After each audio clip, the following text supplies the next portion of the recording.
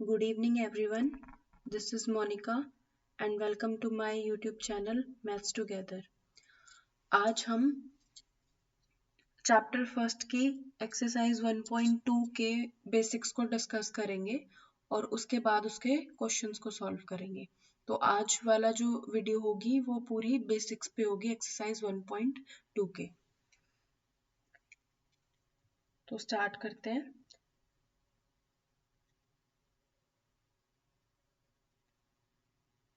सबसे पहले आता है empty set. What is empty set? Empty set होता क्या है? ठीक है, इस set which does not contain any element is called empty set और नल सेट और वॉइड सेट। ओके, मतलब एम्प्टी सेट आप किस सेट को बोलोगे? जिसके अंदर एम्प्टी, जैसा कि वो अपने नाम से ही बता रहा है, एम्प्टी मतलब खाली, उसके अंदर कुछ भी नहीं है। ठीक है, तो एम्प्टी सेट क्या होता है? जैसा कि वो अपने नाम से बता रहा है, एम्प्टी। एम्प्टी मतलब खाली, ऐसा सेट जिसके अंदर कोई भी एलिमेंट ना हो, जो किसी भी एलिमेंट को अपने अंदर कंटेन ना करता हो, उसको आप बोलते हो एम्प्टी सेट। ठीक है, या फिर आप उसको नल सेट भी बोल सकते हो या फिर वॉइड सेट भी बोल सकते हो। ये तीनों नाम अगर आपको कहीं भी दिखते हैं, एम्प्टी सेट, नल सेट या वॉइड सेट, तो तीनों का मतलब सेम है कि ऐसा सेट जिसके अंदर कोई भी एलिमेंट नहीं आएगा। ठीक है, तो एम्प्टी सेट को आप किस सिंबल से डिनोट करते हो? या तो हमें पता है, जब हम रोस्टर फॉर्म लिखते हैं तो हम ऐसे करली ब्रेसेस में लिखते हैं, लेकिन अगर हम करली ब्रेसेस को ऐसे खाली छोड़ दें, अंदर कुछ भी ना लिखे, तो वो किसके लिए साइन हो जाता है? इसका क्या मतलब है कि वो सेट कैसा है? एम्प्टी। और ये सेट कैसा हो जाता है? एम्प्टी सेट हो जाएगा। ठीक है, या फिर हम इसको फाई से डिनोट करते हैं। ठीक है, ये एक सिंबल होता है फाई। अगर आपको कहीं फाई नजर आ रहा है तो उसका मतलब भी क्या है? वो क्या है? एम्प्टी सेट या नल सेट या फिर वॉइड सेट है। ठीक है, अब हम इसको एग्जाम्पल से समझते हैं कि कैसे आएगा। जैसे कि फर्स्ट एग्जाम्पल है, उसने बोला let a is equals to x such that x lies between 1 and 2। इसको हम कैसे पढ़ेंगे? यहाँ हमारा x किसके बीच में लाई कर रहा है? 1 और 2 के बीच में लाई कर रहा है, और x is a natural number. अब हमें पता है x नेचुरल नंबर है, तो क्या हो सकता है? 1 2 3 4 5 6 and up to so on, है ना। अब उसने बोला है x ऐसा नेचुरल नंबर है जो 1 से तो बड़ा है लेकिन 2 से छोटा है। तो 1 से बड़ा, 1 से बड़ा तो 2 ही है, और 2 से छोटा, तो क्या इन दोनों के बीच में कोई और नेचुरल नंबर आ रहा है? कोई भी नेचुरल नंबर आ ही नहीं रहा, एग्जिस्ट ही नहीं कर रहा। तो यहाँ पे ये सेट कैसा हो जाएगा? एम्प्टी। मतलब ऐसे लिख देंगे हम इसको, ये हो जाएगा हमारा एम्प्टी सेट। इस सेट के अंदर कोई भी एलिमेंट नहीं आ सकता। ठीक है, अगर हम वैसे कोई एग्जाम्पल देखें, जैसे कि जर्नल कोई एग्जाम्पल कंसिडर करें, तो अगर मैं बोलूं कि एक ऐसा सेट बताओ जिसमें सेट ऑफ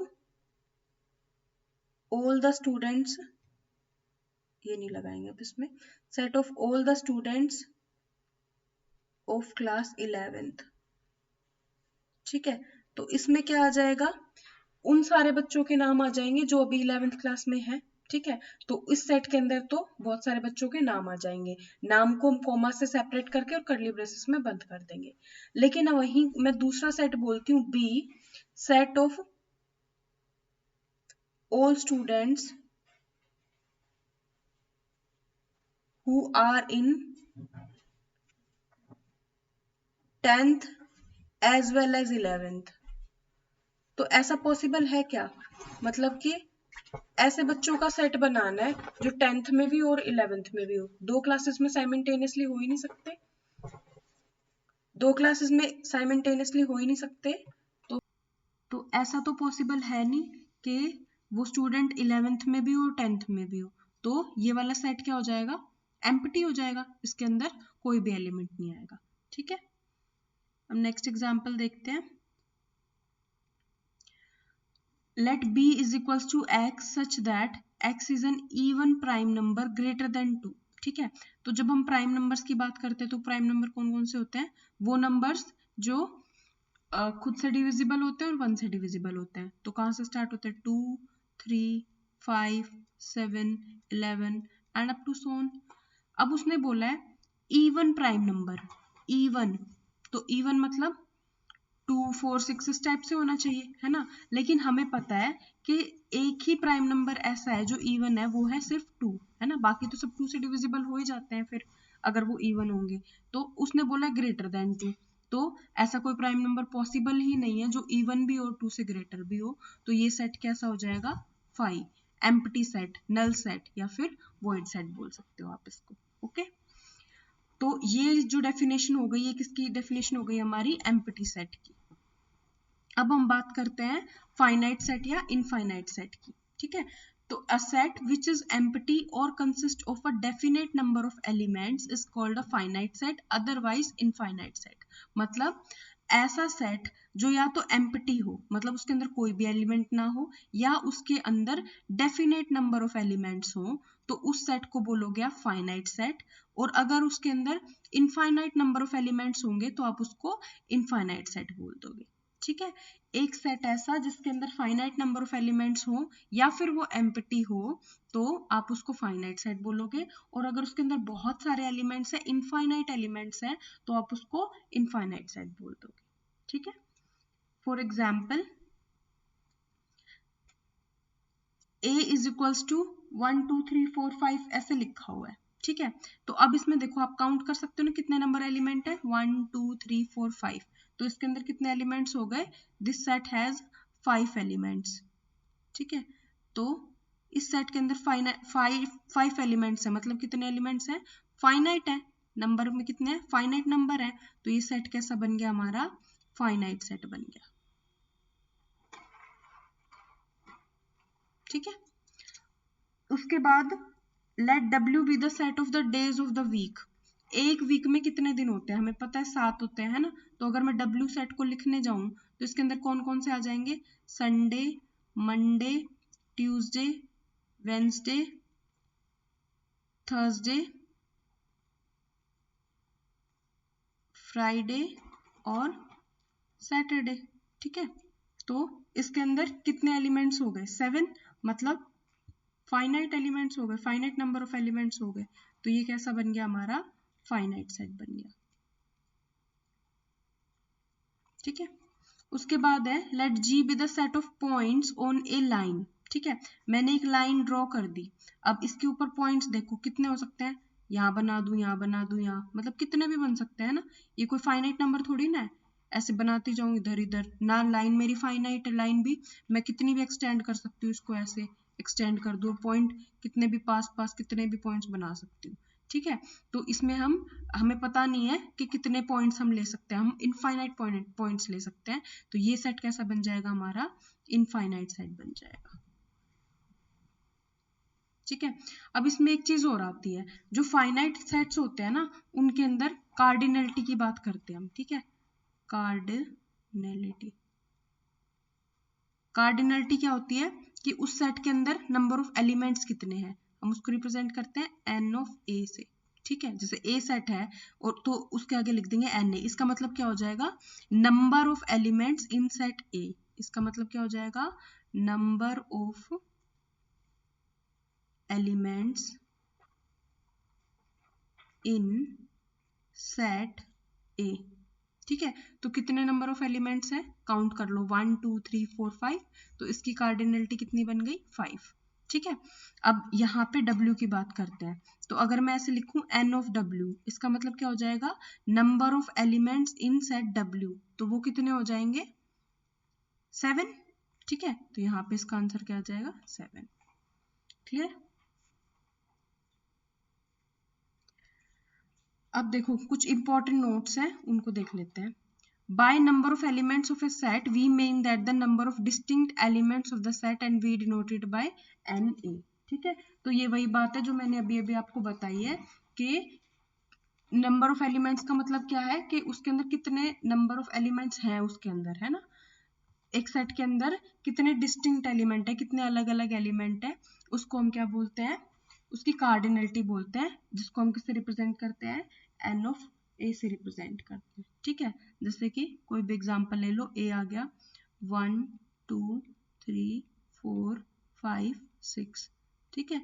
तो एन ऑफ ए कितना हो जाएगा, उसकी कार्डिनलिटी कितनी हो जाएगी, 6 हो जाएगी, ठीक है।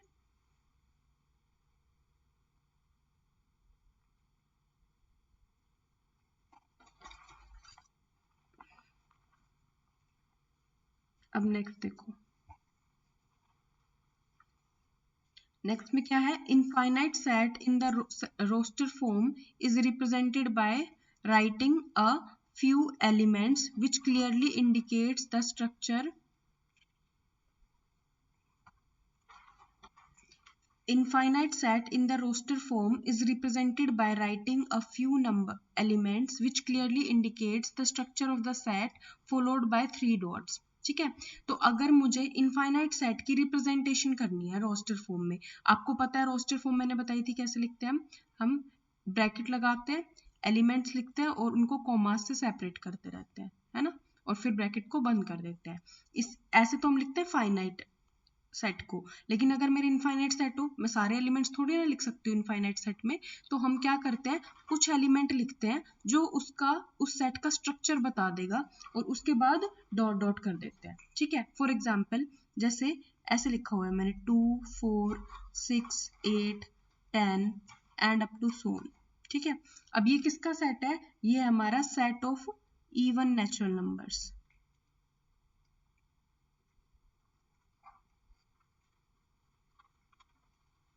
अब देखो, इसको देख के मुझे, मैंने सिर्फ इसके 5 एलिमेंट्स लिखे, लेकिन इसको देख के मुझे इसका स्ट्रक्चर समझ में आ गया कि भाई हो क्या रहा है, इवन नेचुरल नंबर्स है ना, क्योंकि 2 के मल्टीपल्स हैं और सारे नेचुरल नंबर्स है, तो ये क्या बन गया, set of even natural numbers. अब हम इसके सारे एलिमेंट्स तो लिख नहीं सकते, इसलिए हमने आगे इसको डॉट डॉट डॉट डॉट ऐसे लगा दिया। ठीक है, तो ये क्या बन गया, इनफाइनाइट सेट। तो जब भी आपको इनफाइनाइट सेट को रिप्रेजेंट करना है तो आप इस तरीके से करोगे, लेकिन एक पॉइंट और भी ध्यान रखना है कि सारे इनफाइनाइट सेट को आप रोस्टर फॉर्म में नहीं लिख सकते। ठीक है, यही हमारा नेक्स्ट पॉइंट है कि all the infinite sets can not be described in the roster form. जैसे कि हम एग्जांपल ले ले सेट ऑफ रियल नंबर्स। ठीक है, अब रियल नंबर्स जो होते हैं उनके अंदर क्या होता है, रियल नंबर्स में हमारे रेशनल्स भी आ जाते हैं और इरेशनल्स भी आ जाते हैं, है ना, रेशनल्स भी आ गए और इरेशनल्स भी आ गए, तो अब उसका कोई जर्नल पैटर्न हमें पता ही नहीं चल पाएगा, है ना, हम सारे रेशनल्स इरेशनल नहीं लिख सकते उसमें, तो हमें जर्नल पैटर्न पता भी नहीं चल पाएगा। जैसे कि फॉर एग्जांपल अगर मैं लिख रही हूँ 1 और 2, तो इसके बीच में भी बहुत सारे इनफाइनाइट रेशनल्स और इरेशनल्स बचे हुए हैं जिनको हम लिख ही नहीं सकते, है ना, इनफाइनाइट रेशनल्स एंड इरेशनल्स हैं। ये आपने क्लास 10th में भी पढ़ा होगा कि between every two rational numbers there are infinite irrational numbers and vice versa, है ना। तो फिर यहाँ पे बहुत सारे रेशनल और इरेशनल पड़े हुए हैं जिनको हम नहीं डिस्क्राइब कर सकते, नहीं बता सकते, तो हम सारे इनफाइनाइट सेट्स को रोस्टर फॉर्म में भी नहीं लिख सकते, जिसका एग्जाम्पल क्या हो गया, set of real numbers. Okay, अब नेक्स्ट देखो, कुछ और एग्जांपल्स देखते हैं। यहाँ पे उसने बोला x बिलोंग्स टू n। ठीक है, चाहे ऐसे लिखा आ जाए चाहे ऐसे लिखा आ जाए, x बिलोंग्स टू n। मैंने बिलोंग्स टू और नॉट बिलोंग्स टू का साइन आपको पिछले जब हमने 1.1 का बेसिक्स पढ़ा था उसमें एक्सप्लेन कर दिया था। ठीक है, तो अगर किसी को डाउट हो तो वो जाके प्रीवियस वीडियो को देख सकता है। ठीक है, तो x belongs to n and x minus 1 x minus 2 is equals to 0। ठीक है, तो सबसे पहले हमें इस इक्वेशन को सॉल्व करना पड़ेगा, हमें बताना है ये सेट फाइनाइट है या इनफाइनाइट है। ठीक है, तो जब आप इसको सॉल्व करोगे, this into this is equals to 0, मतलब x minus 1 is equals to 0 और x minus 2 is equals to 0, है ना, दोनों में से एक 0 होगा तभी 0 होगा, तो x की वैल्यू क्या क्या आ सकती है, 1 और x इज इक्वल्स टू 2। ठीक है, तो यहाँ पे ये जो मेरा सेट है मैं इसको कैपिटल A से रिप्रेजेंट कर लेती हूँ, क्या बन जाएगा इसके अंदर एलिमेंट 1, 2, ये 2 ही एलिमेंट आ रहे हैं, तो ये सेट कैसा बन गया मेरा, फाइनाइट सेट। ठीक है, क्योंकि इसके अंदर फाइनाइट नंबर ऑफ एलिमेंट्स है तो ये कैसा बन गया, हमारा फाइनाइट सेट बन गया। ठीक है, अब नेक्स्ट लिखा हुआ है x बिलोंग्स टू n, है ना, x बिलोंग्स टू n, मतलब n देखते ही हमें पता चल गया n का मतलब क्या होता है, नेचुरल नंबर्स, है ना, नेचुरल नंबर्स। तो वो कौन कौन से होते हैं, कहाँ से स्टार्ट होते हैं, 1 से, 1 2 3 and up to so on. ठीक है, उसके बाद उसने बोला है 2x minus 1 is equals to 0, तो आप इसको सॉल्व करके x की वैल्यू निकालोगे, 2x is equals to 1 implies that x is equals to 1/2, that means 0.5। ठीक है, तो 1/2 मतलब पी बाई क्यूब फॉर्म वाले तो नेचुरल नंबर में आते ही नहीं है, नेचुरल नंबर में तो 1 2 3 4 ये सब आते हैं, तो क्या 0.5 नेचुरल नंबर में आएगा?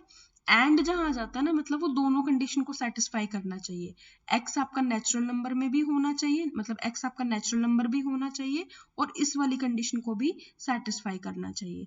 तो एक्स की वैल्यू यहाँ से मुझे क्या मिली 0.5, लेकिन ये नेचुरल नंबर तो नहीं है ना, ये नेचुरल नंबर से तो बिलोंग नहीं कर रही, तो ये जो आपका सेट है बी सेट वो क्या बन जाएगा, एम्प्टी सेट।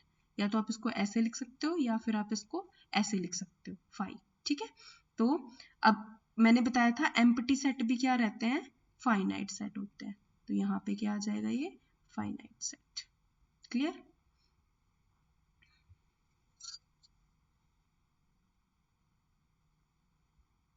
अब नेक्स्ट देखो, नेक्स्ट में क्या है, x बिलोंग्स टू n, फिर से वही कह रहा है x belongs to n, natural number होना चाहिए एंड x इज ओड। ठीक है, एंड है मतलब दोनों कंडीशन को सेटिस्फाई करना चाहिए। और मैंने आपको कल भी बताया था कि आप पूरी स्टेटमेंट को देख के कंफ्यूज हो जाओ तो पार्ट्स में डिवाइड कर लो उसको। x बिलोंग्स टू n मतलब नेचुरल नंबर है, तो नेचुरल नंबर लिख लो 1 2 3 4 5 6 7 8 and up to so on. ठीक है, and x is odd, odd का है तो इवन वाले मतलब 2 के मल्टीपल सबको हटा दो, है ना, तो मेरा सेट क्या बन जाएगा 1 3 5 7 9 और ये चलता ही रहेगा and up to so on. तो हम यहाँ पे 3 डॉट्स लगा देंगे, है ना, तो ये कैसा सेट बन गया मेरा, इनफाइनाइट सेट। पैटर्न तो समझ में आ गया कि किसकी बात कर रहा है ये भाई, ऑड नेचुरल नंबर्स की बात कर रहा है, लेकिन वो नेचुरल नंबर्स तो चलते ही रहेंगे ना, तो ये क्या हो जाएगा आपका इनफाइनाइट सेट हो जाएगा। ठीक है, उसके बाद आते हैं आपके इक्वल सेट्स। इक्वल सेट्स क्या होते हैं, two sets A and B are said to be equal if they have exactly the same elements and we write A is equals to B. Otherwise the sets are said to be unequal and A is not equals to B. कहने का मतलब क्या है इसका, कि दो set है आपके पास, एक सेट है A और एक सेट है B, उन दोनों को आप इक्वल कब कहोगे, अगर दोनों के पास सेम एलिमेंट है, मतलब जो एलिमेंट A के पास है वो B के पास है और जो B के पास है वो A के पास है, दोनों के पास अगर सेम एलिमेंट्स रहेंगे तो ही आप उसको क्या कहोगे, इक्वल सेट कहोगे। ठीक है, अदरवाइज आप उसको क्या कहोगे, अनइक्वल। अगर इक्वल है तो ऐसे लिख दोगे A is equals to B और अनइक्वल है तो ऐसे लिखोगे A is not equals to B। ठीक है, फॉर एग्जाम्पल अगर A मेरा है, नेक्स्ट पे देखते एग्जांपल्स, ए देखो यहाँ पे दे रखा है, ए में लिखा है 1 2 3 4, बी में क्या लिखा है 3 1 4 2, लेकिन एलिमेंट्स तो सेम है ना, 1 इसके पास है इसके पास भी है, 2 इसके पास है इसके पास भी है, 3 इसके पास है इसके पास भी है और 4 इसके पास है इसके पास भी है। मतलब जो एलिमेंट ए के पास है वो बी के पास भी है और जो बी के पास है वो ए के पास भी है, मतलब ए और बी में एलिमेंट सेम है। ऑर्डर से हमें फर्क नहीं पड़ रहा, ऑर्डर ही तो चेंज हो रहा है, ऑर्डर में सेट्स में ऑर्डर मैटर नहीं करता। ठीक है, लेकिन एलिमेंट सेम है तो यहाँ पे हमारा A is equals to B, मतलब दोनों सेट बराबर हो गए।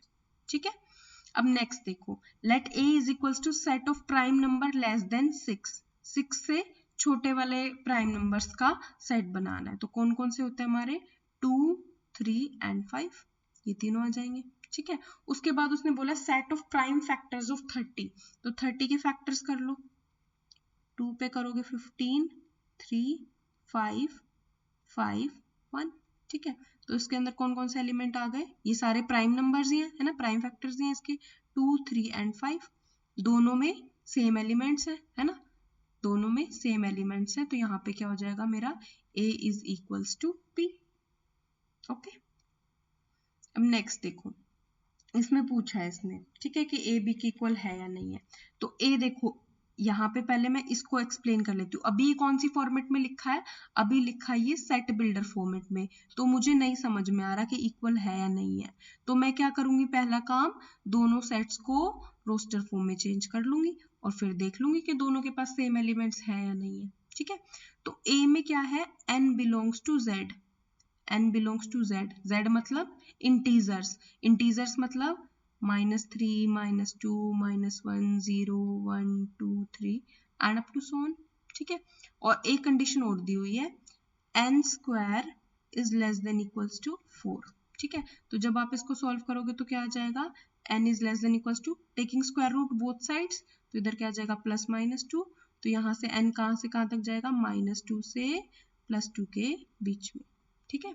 तो ए सेट के अंदर कौन कौन से एलिमेंट आ गए थे, क्या ये इंटीजर्स थे, मतलब ये सब थे, है ना। तो यहाँ -2 से 2 के बीच में ये वाले एलिमेंट्स आ जाएंगे, तो कौन कौन से, -2, -1, 0, 1, 2, ये मेरा ए सेट बन गया, ठीक है। अब बी की बात कर लेते हैं। यहाँ पे उसने बोला x बिलोंग्स टू r, मतलब पॉइंट के रेशनल इरेशनल सारे नंबर्स आ जाएंगे, है ना। x मेरा कहाँ से बिलोंग कर रहा है, r से, सारे आ जाएंगे, रेशनल इरेशनल सब आ जाएगा, ठीक है। और इस कंडीशन को सेटिस्फाई करना चाहिए, तो यहाँ से क्या आ जाएगा, x² - 3x + 2 is equals to 0, है ना। तो यहाँ से कितना हो जाएगा, अब इसके रूट्स बनाने हमने, है ना। आपने स्प्लिटिंग पढ़ी होगी ना 10th में, तो यहाँ पे 2x - x + 2 is equals to 0, तो x - 2, यहाँ -1 कॉमन लेंगे, x - 2 इज इक्वल्स टू 0, तो यहाँ कितना हो जाएगा, x - 2, x - 1 is equals to 0, तो x की वैल्यू क्या क्या आ जाएगी,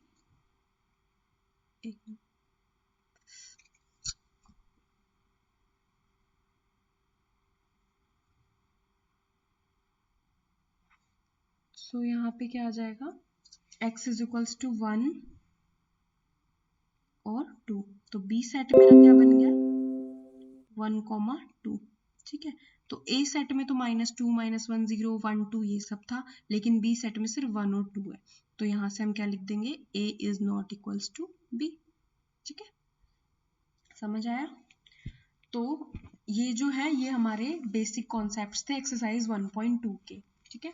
तो आई होप आपको ये सब समझ में आया होगा। कल हम इसके एक्सरसाइज के क्वेश्चन सॉल्व करेंगे। तो प्लीज़ आप सब लोग मेरे, अगर आपको मेरी वीडियो अच्छी लग रही हो, आपको मेरे समझाए हुए कॉन्सेप्ट समझ में आ रहे हो, तो प्लीज़ लाइक करें, शेयर करें, और प्लीज़ अपने फ्रेंड्स के साथ भी पक्का से शेयर करें ताकि उन लोगों को भी हेल्प हो, और प्लीज़ सब्सक्राइब करें। Thank you.